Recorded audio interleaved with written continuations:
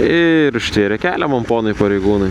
Nu tai kaip jau rytai šaltėja biški važinėtis, pasakyčiau. Pasižiūrėjau šiandien 10 laipsnių, taip jau nefainiai važiuoti. Kažkaip pošalmę net neužsidėjau, tai biški traukia per gerklę taip.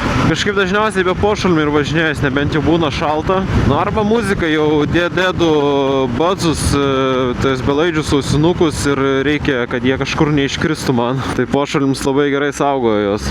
Bet šiaip jeigu dabar ne saulė, tai žinokit, būtų tikrai čia nešilta. Aš sakyčiau, kad saulė dabar labai gelbėjo mane. Jau rugsėjais ant nosies, jau kamščiai didėja, mašinų daugiau, jau grįžta visi iš pajūrių, iš Šachturkijų ten visko. Kas vaikus apsipirkti veža kanceliariniam prekiam. Bet blemba, 8 ryto gal neveš.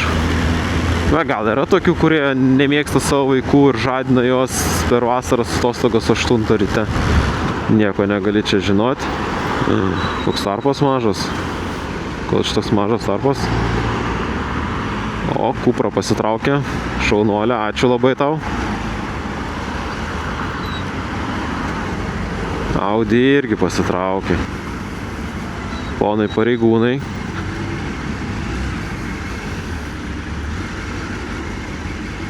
Ir ištėrė kelią man ponai pareigūnai. Jau aš niekur daugiau nepralysiu.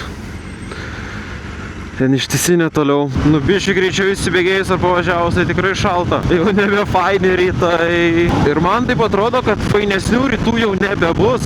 Turim tenkintis jau bent tuo kruopelyčių saulės spindulėlių. Dabar komentatoriai sakils, o tai ką neturi mašinas, kad čia šaldo, jis nesuprantu, ko tai autobusu važiuoja, kai taip šalta. Nesuprantu, tai nieko, kas yra važiuoti su motociklu. Pavyzdžiui, dabar aš dar kamštį stovėčiau prie panoramos kur nors, o dabar aš čia važiuoju. Tai ne tik mes patys kamščius aplenkiam, bet dar ir jums sumažinam kamščius, įsivaizduojat? Gali dar ir tai būti.